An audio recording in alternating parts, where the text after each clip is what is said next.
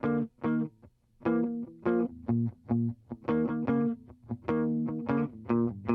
where are we today? You may ask. Well, I'll tell you, I asked the same question.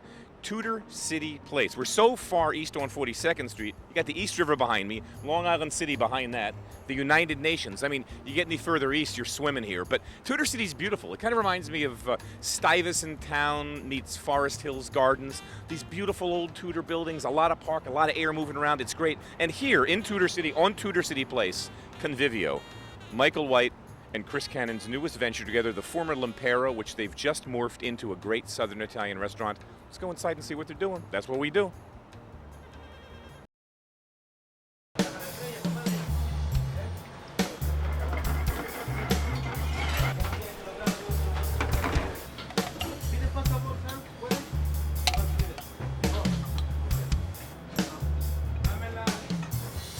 We're here at Restaurant Convivio with the chef and one of the owners, Michael White. Thanks for having us in. Thank you very much for coming. Tudor City, which is this great neighborhood, kind of reminds me of, I don't know, Stuyvesant Town meets Forest Hills Gardens. It's beautiful up here. Oh, it's gorgeous. All the way over 42nd Street, right chock-a-block by the East River, the UN. The restaurant had been L'impero. You have Alto, which is this really successful restaurant, sort of an homage to Alto, Northern Italian, that sort of haute cuisine of Italy.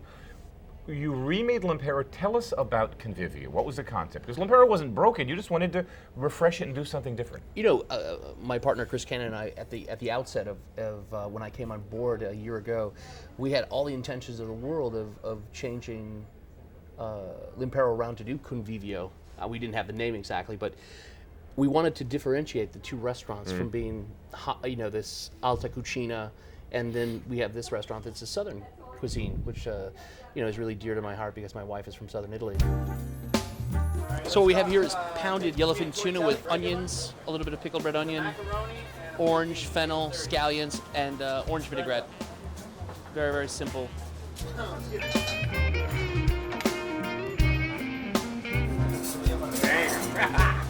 When seafood's fresh and you know how to fry, is there any better way to eat it? Better. This is you tell me, like a Frito Misto. This is Frito Misto Frittura di Paranza. Today we have shrimp, red mullet or rouget, a little piece of turbot. It's just dusted, just off the bone. They're picked, and it's just dusted with a little bit of semola, quick fry, served with salmorejo crema, which is a simple mayonnaise, with all the ingredients of salmorejo, which are onions, capers, garlic, lemon juice, and then we fold that into this mayonnaise. Little wild arugula salad, that's it. That's beautiful. You know, we have Southern Italian cooking in the United States because of all the, all the people that in the 30s, 40s, and 50s that came to the United States, but what we have is a Southern Italian cooking that, the old parody, it's red sauced or so, but if you come to eat at Convivio, absolutely we have red sauces, but it's not, focused primarily on that. They're, I like to say salt, pepper, and lemon are like the most important. That's the holy trinity of Southern Italian cooking. Then the next layer is capers, anchovies, olives, and so that's really what. You're right, and most of the Italian immigrants came because the South is still poor. You get south of Rome, and every hour you drive south is like going back 50 years in time. You get into Puglia Campania, it's like a century ago. No, it's barren, but it's beautiful in its own way. It's beautiful, and it's again my realism. And what became Italian American cooking was this sort of hodgepodge Neapolitan thing that just morphed into what became, like you were saying, red claw. Parmesan over pasta with a lot of melted cheese and heavy. But it's really not the cooking of Southern Italy at all. It isn't. And when Italian Americans came to America, when Italians, came to America, they found that they didn't have this rustic bread. There wasn't olive oil. They had garlic powder. Right. So all of a sudden these dishes, we have this garlic bread that on this soft hoagie bun with dry garlic, and it's morphed into garlic bread. You could travel Italy over, and you'll never find it. Talk to me. These actually are my wife's polpette, all pork, tomato, peas. The meatballs are made with lots of eggs, bread, and milk. Lots of pecorino cheese, black pepper, garlic. That great tomato, the San Marzano tomato, Absolutely. the DOP peas inside. Pecorino Romano cheese. It doesn't look like a lot, but it's a flavor bomb. It's so sick. Where's this coming from?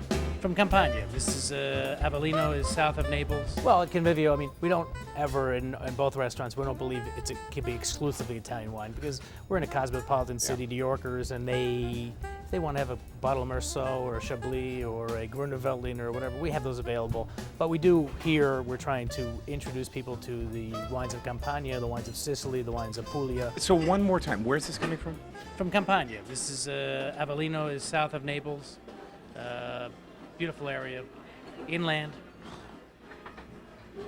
Absolutely delicious. No oak, stainless. Yeah. So all the minerality comes through. Tons of minerality, the fruit, the perfume of the grape. It's just absolutely phenomenal wine. In Italy, some of the best food and wine comes from the south now because people, the most experimental winemakers are moving down there because they can't afford to buy vineyard up north in Chianti or in Barolo because it's too expensive. Right. So a lot of young guys are coming down to the south and they're really breaking the rules, rethinking things. But also they are really trying to reintroduce old grape varietals, indigenous grape varietals that haven't been around for hundreds of years. And so it's a great combination of modern winemaking and traditional winemaking. All right, the next one we have is from Sicily, and this is a Nerella Mascalese from the volcano of Etna. And this is the highest elevation vineyard in all of Italy. It's very high up on the volcano, so it's basically a Sicilian indigenous grape that is produced almost in a Burgundian style. So it's got that weight of a Burgundy. It's beautiful. You mentioned Burgundy. If this was a blind tasting, I'd think Pinot Noir on the nose. Why? It's got that deep black cherry fruit that's be like Burgundy from maybe Corton or something like that. But it's from Sicily, and it's an absolutely beautiful, well-balanced wine. It's phenomenal food wine. Alto, great Italian restaurant. You guys together. Right. This place, your homage to Southern Italy. Right. Now it's not news, but the old San Domenico space, Central Park South. We took it over. Columbus Circle took it over. Great location. What are you doing there? We're going to do coastal Italian.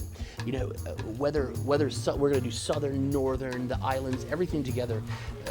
There's so much. So many kilometers around Italy. It's bordered by water, and three quarters of the country is bordered by water. And so there's a traditional cooking techniques about just simply grilling fish, and we really fell in love with that space. Me being at San Domenico, Chris was also involved in that group when he was starting cooking Italian food and working in restaurants. And so it was it's a space that has wonderful light. It's on the park. You're looking outside. And that neighborhood's so changed. I mean, I want to go dwell on that because we're not there. We'll film there next season. But so you guys are going to have 3 spots in the city. 3 spots, and that's something that, the portfolio. We have Southern Italian, we have Northern Italian, and now we're going to do this coastal Italian, Amalfi, Sicilia, all these different places, and really complete the portfolio of our restaurants. Our company's called Goloso, which means somebody who likes to really eat and likes sweets and good eating. So gourmand, I guess, is the real terminology for it. But it's something that we're very excited about, and I can't wait to have you there. So what we have here is roasted sweetbreads alla piccata. Piccata is the terminology for white wine, garlic, caper, a little bit of tomato, finished with olive oil, a little bit of butter. We put some shavings of pecorino cheese on top, and sweetbreads are one of those kind of chef food as well. Something that's very crispy on the outside and creamy on the inside. So this is my man Miguel, our master pasta roller.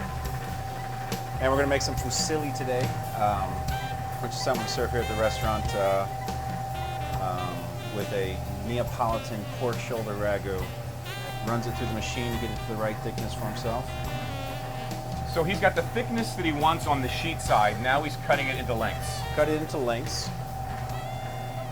All right, and this is where you get into that real handmade quality, because after we get all of these little lengths, we'll start rolling it on the board. One hand goes forward, one hand goes backwards, and that right there is handmade fusilli. Now, for an example of how not to do this, okay? He's your man. Here you go. How did he roll this thing? It's one flat. Forward, one backwards. It's freaking flat, though. It doesn't want to roll. All right, hold on. I'm getting it.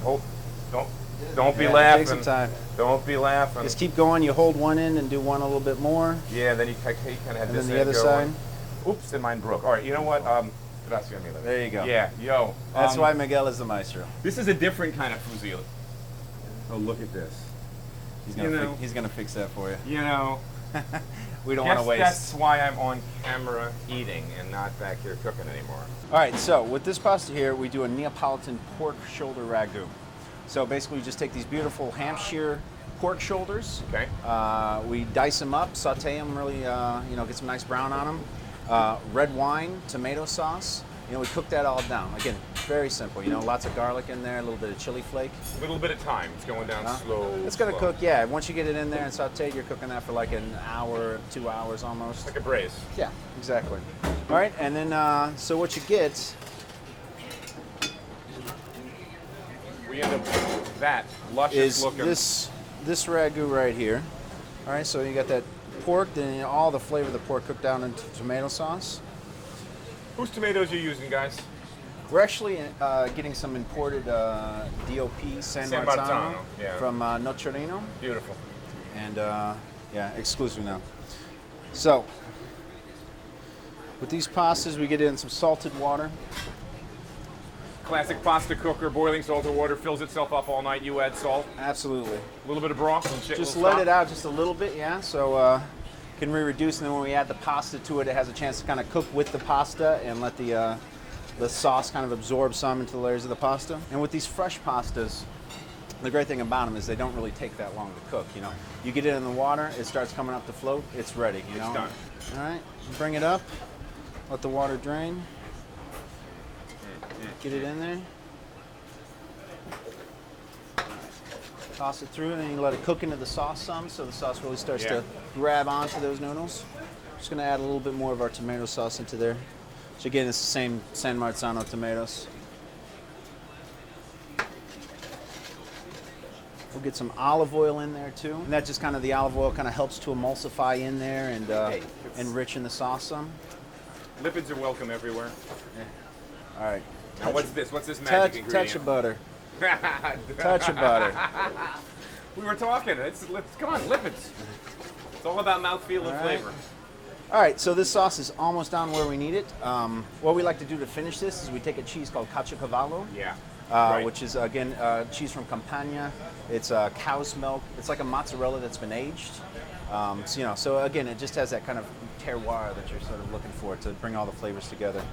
And we make a fonduta out of that, which is we just take a little bit of chicken sauce or chicken stock and puree that cheese up into that sauce, so it kind of makes this creamy.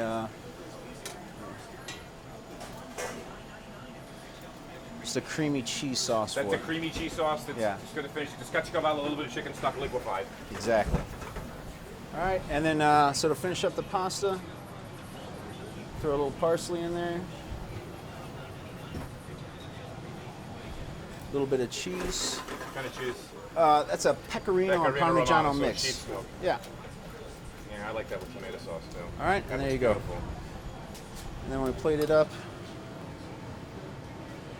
And now we got a little more of that cream sauce on the top. With that cream sauce right on there. All right, here we go. Oh man, that's so freaking good. That alone is worth a cab fare from south of 14th Street in the West Village up to Tudor City for that dish. That's great, man. Good pastas, there's just something magical, something simple, something magic about this. Super pasta program. We'll do more of these. We'll be eating more of these later tonight.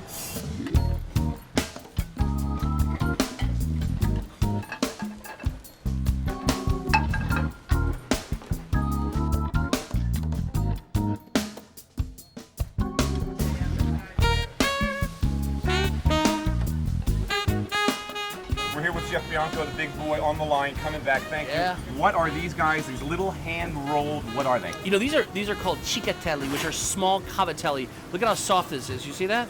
Ciccatelli. Ciccatelli. These I are love it. I know my family friends of mine. Right? Family's the Ciccatelli family. the ciccatelli family. I love it. Now I know where they got the name. Little Equal cavatelli. parts. Buffalo milk ricotta, 00 flour, little salt, little nutmeg. That's it. Tonight, It's so simple. so simple. Sorry, I knew you thought it was gonna be like molecular or something like that. I was hoping. You got Yeah. any cellulose starch or anything like that? Methocellulose. Methyl cellulose. Exactly. So these are sweet 100s. A couple slices of garlic. Okay.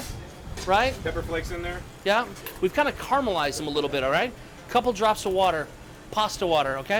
And I'm just gonna mash this together a little bit, okay? It's gonna make its own sauce. Just kind of press on these. We just let them simmer a second. We're gonna drop these pasta, the cicatellis, right into the water. They cook in seconds. Very traditional pasta from Puglia. And all of a sudden now, you have these tomatoes, okay? Natural sugars coming out of the tomatoes, olive oil, and the water, and you're making an emulsification. You can see it emulsified. Look at that. It's just turned orange right there. I've done nothing to them. Right. Just nature. Simple. It's 85% product.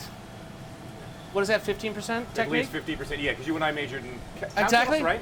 I should say like a round number, like 80% product, then I'd know it was 20% technique. Give me multiple choice. Okay? So then watch this. Here we go. Get this water off of here, like that. A little bit of the pasta water still stuck to them, okay? And we're just gonna toss these real quick. Turn the fire back on. All right? And we're just gonna toss these. Look at that. Unbelievable, right? A little bit of basil, Little okay? chiffonata basil. Right? Another touch of water. Just loosen it up just a little bit, okay? Simple as it gets. Simple as it gets. Look at that. Come together. Natural starch coming off the pasta. All right? Now you can add just a little bit of cheese.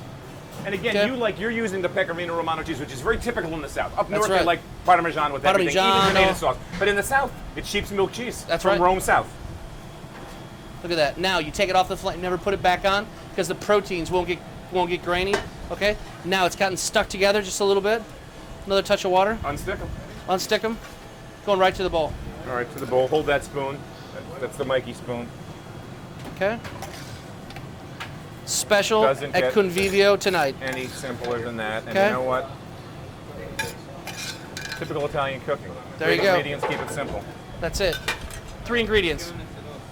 Oh yeah, little tomato, little pasta. Don't want to burn ourselves this early in the day. That'd be dead. That'd be criminal. You can see that tomato, Joe. You see that shot? Tomato just barely broke down the structure. You know, speaking of methyl cellulose, seriously, that is what this is. That's what's in this stuff naturally. So we don't need to add it. We don't need to sheet it. We don't need to squeeze it. It's there. Is it sweet, Mike?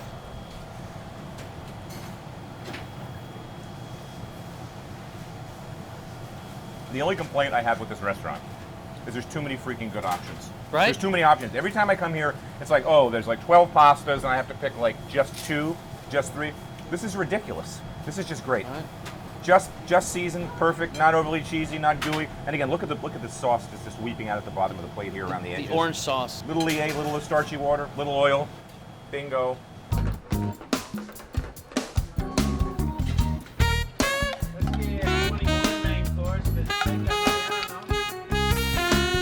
All right, this here is a guinea hen. It's called faraona in Italian. It's the bird of the pharaohs is what that means. And it's a little bit darker meat than a chicken. It's a little bit richer, and it has this nice dark skin. It gets nice and crispy. And all we do is do it kind of alla matone, which means kind of with like a weight on top of it or a brick. And roasted on the skin side. We do a little grilled lemon and a roasted beefsteak tomato from New Jersey. That's all coming into season right now. We're in the pastry kitchen, where often we give short shrift because pastry chefs, sometimes I can't find them, sometimes they're spread out somewhere else. Sometimes we just forget because we're lazy. So we're here with Heather Bertinetti, who I also refer to from time to time as Valerie Bertinelli, and I don't know why, but it did happen once. Heather, thanks for having us. You were great resume. First of all, you were like a kid. You worked at Gramercy Tavern, fabulous pastry kitchen. You were with Sebastian Roussel at Per Se. Yes. I mean, arguably one of the great kitchens in the country. That guy's fantastic. Now you're here with this great team. So you're doing Alto and Convivio. Give us an idea of what you're doing now, because this is a different. Now you're sort of Italian idiomatic desserts. What are you going to demo for us? Right now I'm going to demo ricotta fritters, which is a typical Sicilian carnival food. Chef and I had talked about when we were developing this menu, how it's more like fun things. It's like more like, food that you get when you're at like a bistro style place in Sicily. So ricotta fritters is pretty standard there. So in this bowl we have 6 cups of ricotta. I'm going to put this on the mixer with our 4 cups of sugar. What I'm going to do now is I'm going to paddle it. And it kind of breaks everything down. goes flying. I Exactly. made that mistake. Mixer set on 6, turn it on, go take a shower, hose down the walls, start over. Exactly. Yeah. Basically, you're breaking down the ricotta until it smooths out a little bit. It's not the most glamorous shot, but this is baking. That's what eggs look like. slowly I'm going to add my eggs. If I add my eggs too fast, they'll break and it'll completely separate. So this is the binding agent. The eggs is what binds the ricotta together. Now, Bertinetti, where's your family from in Italy? Naples. Neapolo. How are you a blonde from Naples? I'm not 100% Italian. I've been to Naples, man. They look like me. They're short, big noses, and dark hair. My mom is also half Polish and half German. Okay, all right. Somebody snuck over the fence. So we transfer it into a larger mixing bowl. This is the secret to a nice crispy ricotta fritter. What have Amaretti cookies. As soon as you brought them over, I could smell them. So these are Really? pulverized amaretti. They're very pungent. They're very strong in flavor, and they add a crispy texture to it. This is 4 cups of amaretti cookies that are ground. I'm going to fold that in. And you see this folding, so you're turning with the left hand and then from the center out, so Exactly. you're not losing volume. Not there's a lot of volume to lose here, but that's just health. I guess it's just the way you're taught, right? Just AP flour, 3 cups of AP flour. All purpose, for those of you that are wondering what AP stands for. Sorry. I fold that in as well.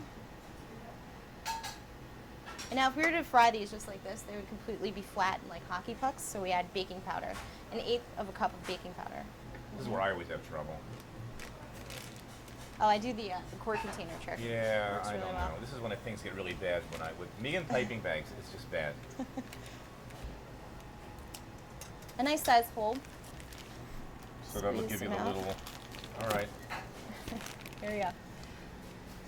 So you want to aim for like a round pearl almost, about that size. With the baking powder, they will puff in the fryer. So I pipe. Can you do me a favor? Yeah, Can I try one of these? sure. Just this is the humor part of the show. Remember the pasta demo downstairs when he was making those fusilli? Are you right-handed or left-handed? Right-handed. So you had it like this. Yeah, I didn't twist you? it different. Oh, Jesus. It's more comfortable for me. This is ridiculous. All right, so let me just show you how this is done, okay? I mean, Heather does it her way, but then again, you know, they don't have to be uniform, for example. Come on, that's not bad. bad. That's like an 8. So you can go back and fix it too. Yeah, thanks, Heather. A little squiggly action there. I did that little pull at the end there because it looks stupid. You know, I'm gonna stop. That's like the best work I've ever done with a piping bag. I'm stopping. That has to make the final cut. Thank you. What temperature is the fryer, Heather? 350. And about what, 6-7 minutes? 8 minutes. You want to get a deep brown color on these? And you have to kind of bob them around because they have been sort of floating, right? So you want to twirl them Yeah, and and you spin want to them. just make sure they're evenly browned. So then I drain them off. Some seafolds. Convivio. Powdered sugar them. We serve these ricotta fritters with 2 dipping sauces. This one is a vanilla bean soft ganache. And this one is called Essenza di Panettone, which is the scent of a panettone on glaze. It's like a vanilla custard with the scent of orange and vanilla. And this is, again, creme anglaise based? Creme anglaise based, yes. So cooked out, egg yolk thickened. Essenza.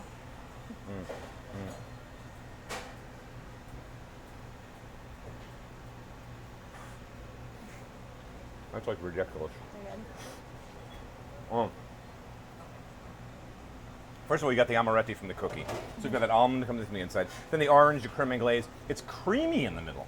I was expecting it to be a little more sort of donutty, airy. It's almost like creamy. This is really, really, really good.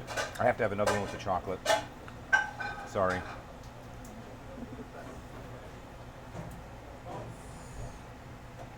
Oh. Enough said. Heather, Thank you. thank you. Great work. Thanks for the demo.